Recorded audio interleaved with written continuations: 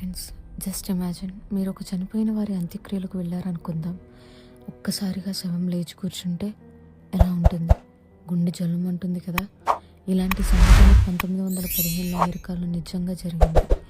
SC డన్బర్ అనే యువతి తీవ్రమైన ఎపిలెప్సీ దాడి వల్ల స్పృహ కోల్పోయి పడిపోయింది. తరువాత డాక్టర్లు ఆమెను పరీక్షించి చనిపోయిందని ప్రకటించారు. దాంతో వెంటనే ఆమె అంత్యక్రియల ఏర్పాట్లు ప్రారంభమయ్యాయి.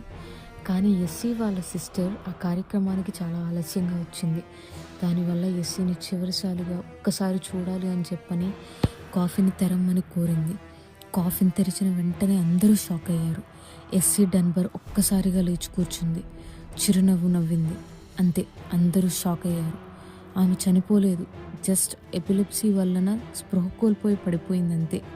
ఆ ఘటన తరువాత ఆమె ఇంకా 47 సంవత్సరాలు జీవించింది. డాక్టర్ల పొరపాట లేదంటే ఎస్సీ అదృష్టమా? ఆమెకు మరో జన్మ లాంటిదే కదా. ఒక్కసారి ఆలోచించండి. వాళ్ళ అక్క అక్కడికి రాకపోతే, కాఫీని ఓపెన్ చేయకపోతే ఏం జరిగేదో ఊహించగలరా?